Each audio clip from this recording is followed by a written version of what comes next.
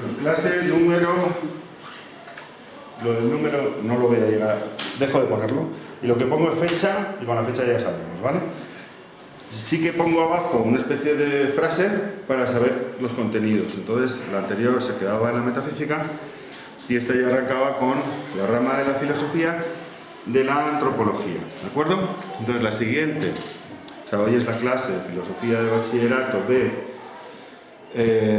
del día 23 de septiembre de 2020. Y vamos a continuar con las ramas y luego ya veremos cuáles son las preguntas. Y veremos el cuadro donde vienen juntas las preguntas con las ramas, ¿de acuerdo?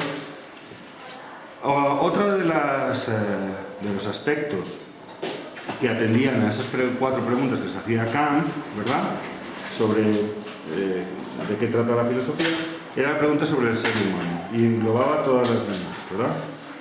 Por cuanto todo al final es antropología, pero de manera más en concreto, la filosofía, desde su origen, ha tratado la antropología desde el punto de vista filosófico cuando habla de qué somos en realidad. ¿Somos cuerpo? ¿Somos materia? Son preguntas, ¿no? Se han hecho preguntas acerca de si somos solo cuerpo, si somos alma. Entonces, si queréis, apuntaros cuáles son estos aspectos de los que trata la antropología filosófica, que no hay que confundir con la antropología cultural. La antropología cultural tiene pretensión científica y es la que estudia pues, a los pueblos, su cultura, su gastronomía, su sexualidad, su herencia, su forma de relacionarse, su lenguaje, etcétera, etcétera. Todos esos aspectos culturales los trata la llamada antropología cultural, que es una carrera universitaria, ¿vale? Como puede ser la sociología, de ese tipo, que también tiene pretensión científica. Pero la antropología filosófica es otra cosa. Trata de esas preguntas últimas, ¿verdad?, y radicales acerca del ser humano. ¿Qué somos? ¿Somos cuerpo? Y por lo tanto, si somos cuerpo o materia, uno se muere y ya está. ¿Tenemos alma? ¿Somos una unión temporal de cuerpo y alma?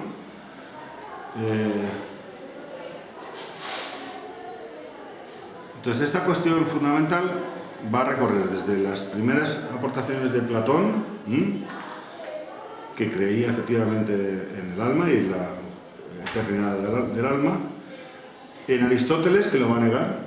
Va a decir que efectivamente somos un compuesto, pero ya no es una cárcel, el cuerpo no es una cárcel del alma. O sea, el propio discípulo, Aristóteles, ya contradice a su maestro, ya tiene una visión, digamos, más realista o empírica. Ya veremos que ese adjetivo empírico va a aparecer muchas veces en este curso. Empírico viene de empeiría, que es experiencia sensible. Entonces, la visión, digamos, científica, más biológica, si queréis, es empirista, porque atiende a lo que la realidad de los objetos se nos muestra, ¿vale? Y Aristóteles ya es un poco empirista, pero claro, Platón es idealista, y Platón considera que el alma es eterna, y lo intenta demostrar. Esta antropología filosófica va a tener un desarrollo cuya herencia griega llega hasta la época medieval. En la época medieval, empezando por San Agustín, va a hacer una fusión entre la doctrina cristiana y la filosofía árabe, la filosofía griega y toda la herencia romana. Se va a crear una síntesis. Ya estudiaremos esa síntesis, que es la llamada síntesis escolástica, porque era de una serie de escuelas filosóficas que aparecen en la época medieval. En los monasterios de franciscanos, dominicos, jesuitas, etc. Eso va a durar muchos siglos, va a llegar hasta prácticamente casi el Renacimiento. Y el Renacimiento, como todos sabéis, y el humanismo que lleva consigo, va a dar un giro radical. La aparición de Galileo, Copérnico, Tycho Brahe, Kepler, ¿verdad?, Isaac Newton, toda esa revolución astronómica unida a una búsqueda de unas bases, digamos, más centradas en la moderna física, en la mecánica moderna, va a cambiar el paradigma. Es decir, la historia de nuestra civilización va a tener muchos giros históricos y todo eso va a influir en las ideas. Y a su vez las ideas van a influir en la historia. Es un toma y daca, hay un feedback ahí. Las revoluciones y lo que nos ha llevado a que estemos ahora mismo sentados en un pupitre, independientemente de tu cartera, de tu condición, de tu sexo, de tu procedencia, todo eso proviene de ideas. No lo dudéis. Las ideas cambian el mundo, han cambiado el mundo y lo seguirán cambiando. Quien diga que no sirve para nada está intentando sacar tajada de esa ignorancia, pretendiendo que efectivamente, más allá de las ideas, las cosas suceden porque suceden y están ya programadas. Y en realidad la historia no está escrita. La historia la escribimos los humanos. Cada pueblo, cada generación que va pasando. Al fin y al cabo, si nosotros nos preguntamos, como hemos visto, por qué puedo conocer, si nosotros nos preguntamos por cuál es el objeto de dicho conocimiento, es decir, qué es la realidad, qué es real, lo hacemos hablando de un ser que conoce, de un ser que piensa. Fijaros, va a llegar Descartes, contemporáneo de, como sabéis, de Galileo, y Descartes, que era eminente matemático, pero también filósofo, se pregunta, si somos seres capaces de conocer, y hay una realidad que puede ser conocida, en el último término, ¿qué somos? Decidme, ¿qué seremos entonces? Si somos capaces de pensar es porque somos seres racionales, y de ahí la famosa frase de Descartes, que ya desarrollaremos, de cogito ergo sum, que significa pienso, porque escribía todavía en latín Descartes, no en francés, pienso, luego existo. Esto significa que mi yo coincide con mi pensamiento. O sea, si algo existe en mí es que soy un ser pensante. De lo demás puedo dudar. Y ya aparece su metáfora, su alegoría, si queréis, del genio maligno, cuando indica que puedo imaginar un ser tan artero como poderoso. O sea, muy tramposo, pero al mismo tiempo muy poderoso. Imaginarlo por un momento, un ser capaz de estar engañándome sistemáticamente y nos está haciendo creer que tenemos venas, que tenemos sangre por las venas, que tenemos vísceras, que tenemos nervios, que tenemos uñas, que tenemos dedos, que tenemos ojos, que tenemos oídos, boca, pelo, piel, pero en realidad todo eso es ese genio maligno que nos está timando y nos tima sistemáticamente y nos lleva timando desde que hemos nacido, de manera que nunca hemos podido darnos cuenta y ser conscientes de dicho timo. El timo mayor de la historia, hacernos creer que somos algo cuando no somos nada. ¿Podemos imaginar eso mentalmente? Es lo que se llama un experimento mental. ¿Podemos imaginar que existiera un ser capaz de hacer eso? Se han hecho películas sobre eso. ¿Habéis visto Matrix? ¿No? Matrix es un poco a lo mejor de otra generación, pero sí, hace unos años todos los chavales me decían que sí, porque en esa época se veía Matrix. Bueno, está basado un poco en esto, Matrix. Entonces, imaginar una realidad que en realidad no es más que de ficción, porque te han estado creyendo que lo que ves, que incluso tu propio ser es real, cuando en realidad no lo es. Si podemos llegar a imaginar eso, dice Descartes, tenemos que intentar buscar una certeza, solo una certeza, que es aquello que de alguna manera nadie, ni siquiera ese genio maligno, te podrá quitar. Pensad.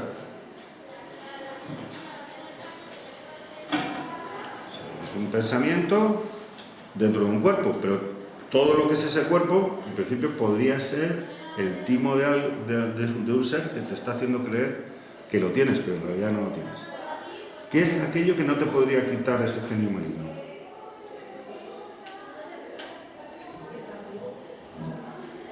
Que estás vivo, pero claro, pero estás vivo, pero a lo mejor no tienes cuerpo. Entonces, ¿qué eres en último término?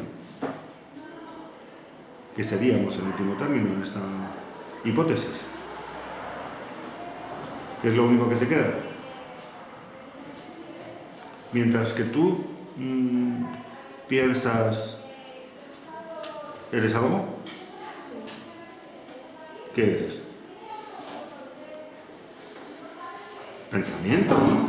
Y si eres pensamiento, es la única certeza que tienes. Por lo tanto, ni siquiera el genio maligno podría eliminar que estás pensando. Por cuanto, efectivamente, eso es la única y primera verdad radical. Descartes construye todo su pensamiento a partir de esta certeza. La única que tiene es que mi pensamiento y mi existencia coinciden. Soy pensamiento. Es lo único que es absolutamente cierto y real. Soy pensamiento. Lo demás puede ser o puede no ser. Podría ser, como se ha mantenido en teorías de la mente, un cerebro metido con unos nutrientes en una pecera. ¿Podría existir un ser que en realidad pensara que está en un aula en Aranjuez y en realidad le están dando un poquito de piste en el agua para que siga funcionando ese cerebro que está dentro de una pecera? Suena ciencia ficción, pero podría llegarse a eso. Es decir, neurológicamente todo está en la mente, todo está en el cerebro. Aun cuando efectivamente si tú tienes órganos, esos órganos son los que tienes, y los ves, y los sientes, y los tocas. Pero esas sensaciones podrían ser generadas sin necesidad de que tú tuvieras los órganos. De la misma manera que se pueden tener sensaciones cuando a alguien le amputan un brazo. ¿Sabéis eso, no?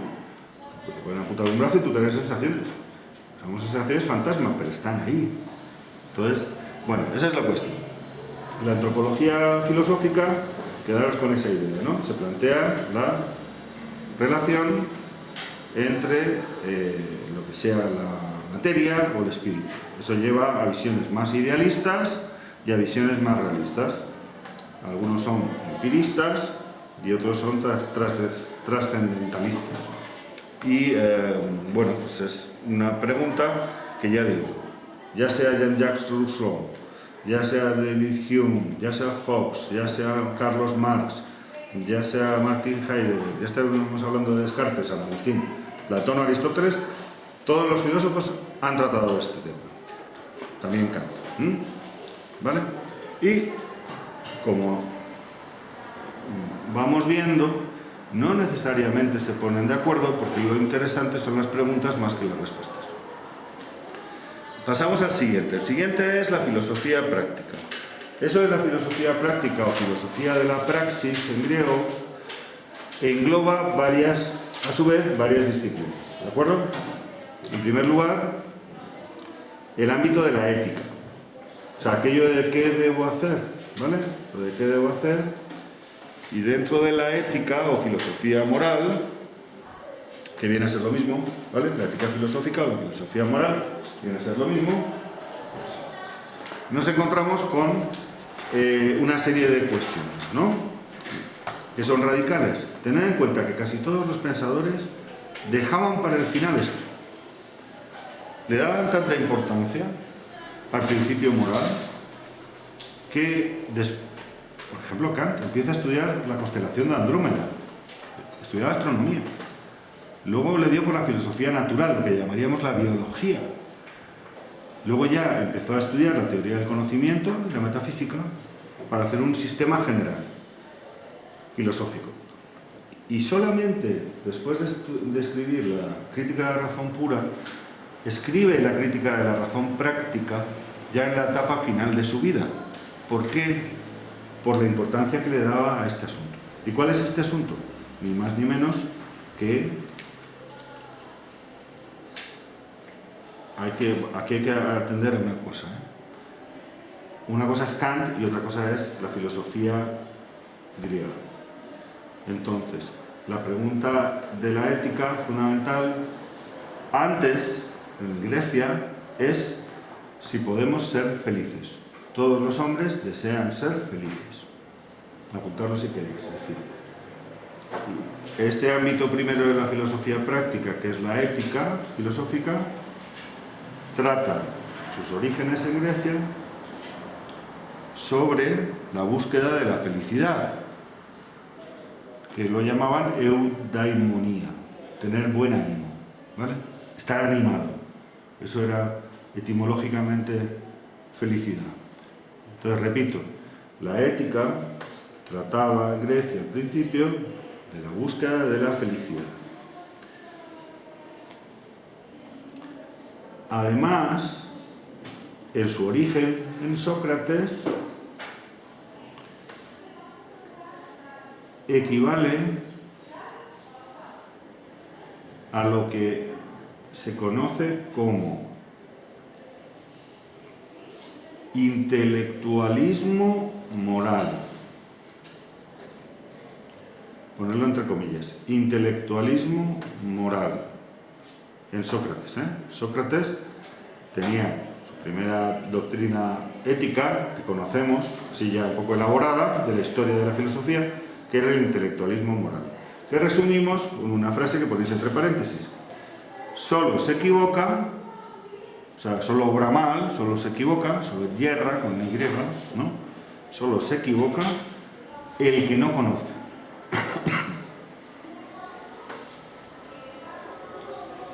De ahí la importancia de los filósofos, que son los que aman el saber. ¿Veis? Repito, solo se equivoca el que no conoce. Aquel que conoce el camino no se pierde, sigue recto. ¿Veis? Entonces, intelectualismo moral es equivalencia entre conocimiento y saber, conocimiento y virtud. ¿Vale? Poner eso si queréis. La virtud, que estos griegos lo llamaban arete, estas palabrillas, pues deberíais ir acostumbrándoos a ellas. En griego, arete, una A, R-E-T-E, arete. La arete es la virtud moral. Repito, en Sócrates la virtud consiste en saber. Solo se equivoca el que no sabe. ¿Veis? Y esto es lo que, de alguna manera, se traduce en esa búsqueda del conocimiento que nace en el milagro griego, que se llama el milagro griego, ¿no? Platón, discípulo de Sócrates, da una vuelta de tuerca, digamos, un giro a esto del intelectualismo moral, y cree que hay no una, sino tres virtudes. Y no una, sino tres partes del alma. Y cada clase social será aquella que tiene la preponderancia de una virtud o de otra. Repito, Platón da un giro y ya no cree que hay una virtud, sino tres. Y que cada una de ellas corresponde a una parte del alma, porque hay tres partes del alma. O sea, lógicamente, el alma humana es una, pero la divide, la clasifica en tres, ¿vale? Y cada clase social, a su vez, vendrá relacionada con aquella parte del alma que es, como digamos, más presente o más poderosa en ese ser humano. Sí, va a dividir la sociedad en tres clases sociales y va a relacionar la parte preponderante del alma que hay en el individuo con la virtud correspondiente con una clase social. O sea, divide la sociedad en tres clases. Según cada una de estas tres partes del alma, que ahora explicamos cuáles son, ¿vale? ¿Puedes repetir, por favor? Sí. Lo último era, o sea, hay tres partes del alma, hay tres virtudes que van a corresponder a cada una de esas partes del alma, y hay tres clases sociales que están relacionadas, a su vez, con cada una de las virtudes, cual sea preponderante en cada clase social, y su parte del alma correspondiente. sea, crea como un enlace, ¿vale? Una distribución. Porque lo que busca Platón es la justicia en la ciudad. Y para eso lo ordena. Él se imagina un mundo ordenado. Y dice, vamos a clasificar esto de la manera más racional posible. Y entonces, esquemáticamente, diríamos que hace lo siguiente. Dice, poned partes del alma y ponéis una debajo de la otra, ¿vale? Ponéis primero uno, alma racional,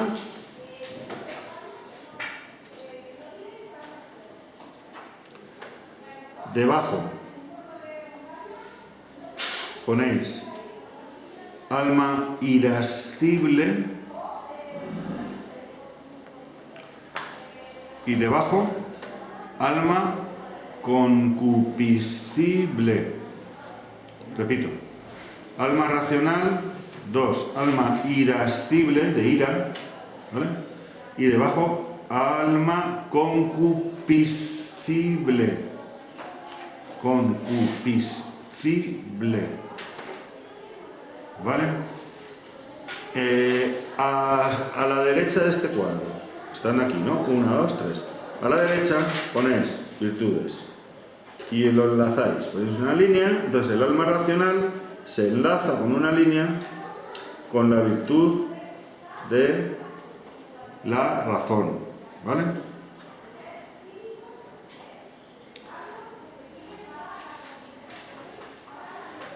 Seguís la línea y ponéis arriba clase social, serán los gobernantes. ¿Me explico? O sea, alma racional, virtud, razón, corresponde, quien tenga esa virtud como preponderante en su alma, ha de ser quien gobierne. ¿Sabes? Los filósofos.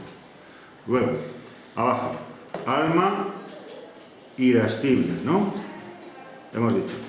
Virtud, la fortaleza. Son hombres fuertes, enérgicos. La fortaleza. Son fuertes, enérgicos. ¿Cuál es la clase social que le corresponde? ¿Quiénes serán? Los guardianes, ¿no? Los guerreros, los guardianes, dice Platón. Aquellos que, sobre todo, en ellos, lo que es preponderante es la fortaleza, van a servir para ser guerreros, guardianes de la ciudad, etc. Y en tercer lugar, alma concupiscible es la parte, es la virtud que le corresponde a los que tienen ese tipo de alma como preponderante.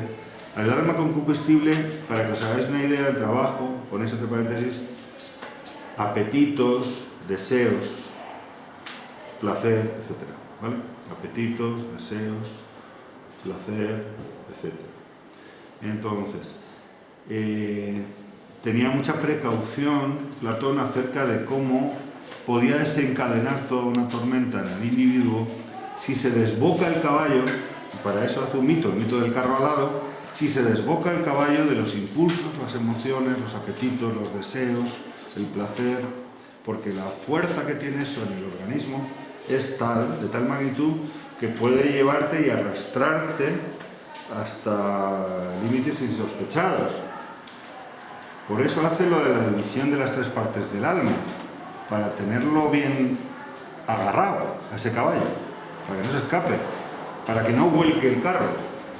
Entonces, este alma concupiscible, que es el de los apetitos, deseos, etc., tendrá una virtud que es, ¿cuál puede ser?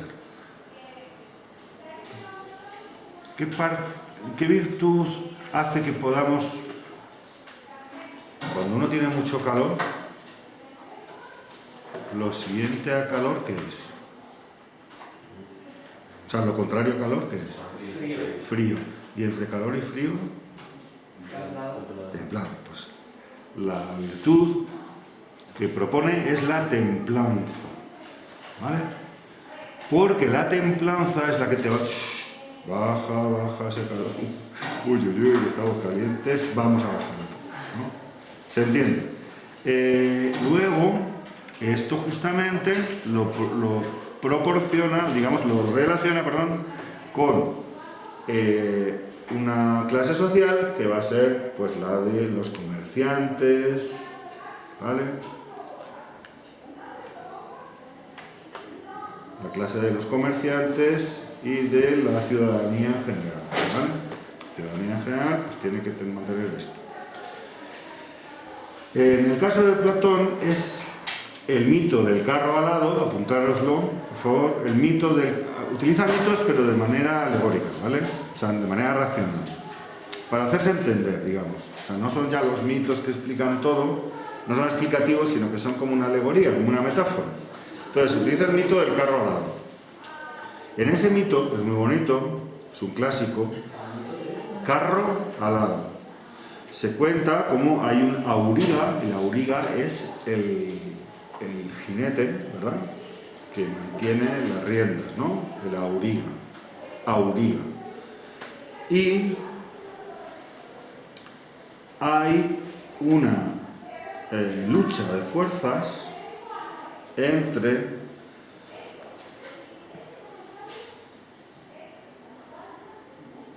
los caballos, uno equivalente a la parte racional y otro equivalente a la parte irascible, que es fuerte, ¿no?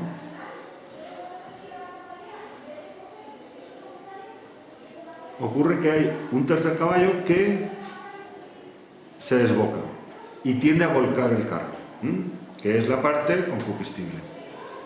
Entonces, la importancia aquí radica, sobre todo según Platón, en la parte racional. El caballo racional es el que va a conseguirlo, pero necesita de la parte irascible. Es decir, él solo es incapaz. O sea, sin la fortaleza, la razón por sí sola sucumbiría ante el placer. Lo repito. Si la razón por sí sola no es suficiente, porque el placer va a poder con él, va a volcar el carro, le va a engañar, o sea, al final le va a hacer ir por donde él quiere.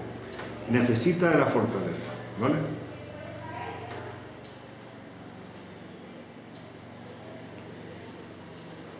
Y así, de alguna manera, explica esa lucha interna que hay entre diferentes fuerzas que operan en el ser humano.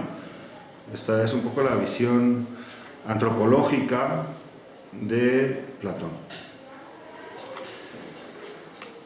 Y sirva de ejemplo. Quiero decir que no vamos ahora a desarrollar, que ya habrá tiempo, toda la antropología, pero sirva de ejemplo para de qué se ocupa la ética, la filosofía práctica, ¿vale? Que es donde estamos. ¿Qué ocurre? Que en Platón hay una cosa muy curiosa, y es que, si os dais cuenta, ha dividido las clases de la sociedad, es decir, la política, la antropología y también la ética, que son las virtudes, ¿verdad?, están interconectadas. O sea, él creó una especie de red en la cual, sistemática, en la cual estaba todo unido, con un solo objetivo: obtener la justicia en la ciudad. O sea, el último objetivo era político, obtener la justicia en la ciudad. Y eso le lleva a un análisis del conocimiento, de la metafísica, de la antropología, y únicamente lo que nos ocupa es del problema de la trascendencia o Dios, porque era un momento en la historia que no eran monoteístas. ¿Entendéis? O sea, es decir, los griegos tenían multiplicidad de dioses, y lo que hacen estos filósofos es alejarse de esas cuestiones sobre los dioses y los mitos y los templos. Se ocupan de otra cosa, empiezan a hacer investigaciones racionales. Intentan ya dar respuestas racionales, ¿vale? Bien. Lógicamente, la filosofía moral o la ética va a seguir caminos diversos, ¿no? Se suele, apuntar lo siguiente, se suele distinguir, o al menos así lo hacía el maestro Aranguren, filósofo español, Aranguren, dividía las llamadas éticas materiales y éticas formales. Éticas materiales y éticas formales. ¿Cuál será cada una de ellas? La ética material es cualquier construcción filosófica que pretende dotar de contenido. Sí, ética material sería cualquier construcción filosófica que pretende dotar de contenido a la idea del bien, de que sea lo bueno, ¿no? Lo deseable, el bien.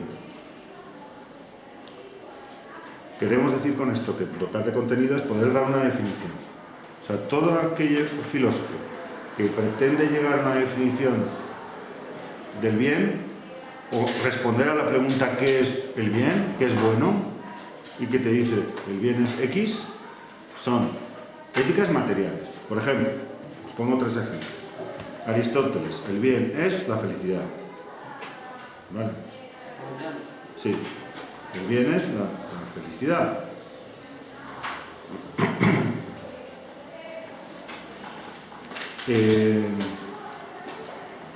Epicuro, el bien es la búsqueda del placer y la ausencia de dolor. Epicuro, la escuela epicúrea, que ya veremos, dice, el bien, lo bueno, es la búsqueda del placer, de aquello que te da placer,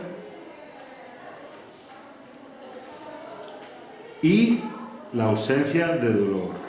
¿Vale? Parecidos a estos, también la ética material, serían los estoicos, poner la escuela estoica, para quienes lo bueno o el bien es la ataraxia. ¿Qué es eso de la ataraxia? Sin H, ¿eh? Ataraxia. Es el control y el dominio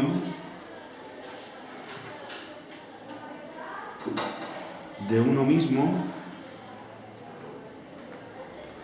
para alcanzar la tranquilidad de espíritu. Repito, la ataraxia es el control y el dominio de uno mismo para alcanzar la tranquilidad de espíritu. Esto se aproxima un poco a eso del Om más propio de los budistas, ¿verdad? Es más oriental. ¿Te lo repito? Sí, sí, es el control y el dominio de uno mismo para alcanzar la tranquilidad de espíritu. ¿Sabes? Esa especie de distanciamiento. La ataraxia es como un distanciamiento de las cosas propio de los estoicos.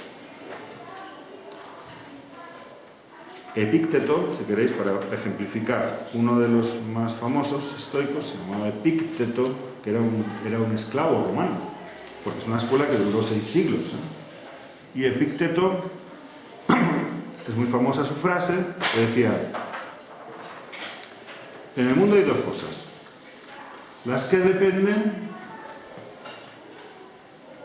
de tu voluntad y las que no.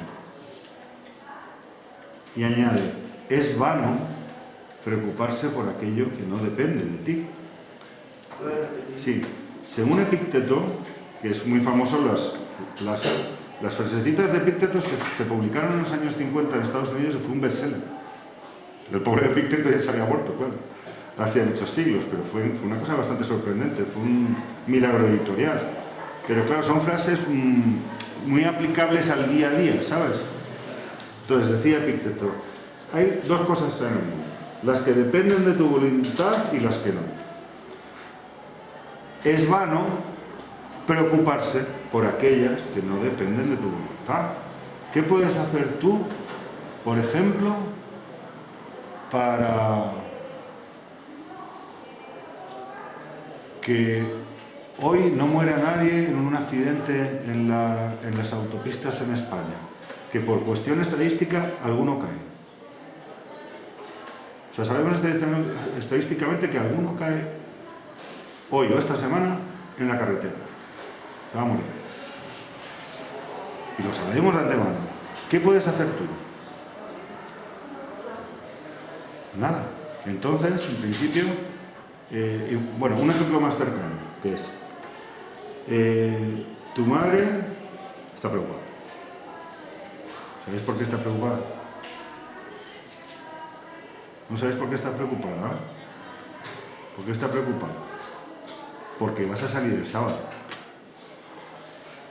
Y he dicho, mamá, que voy a volver a...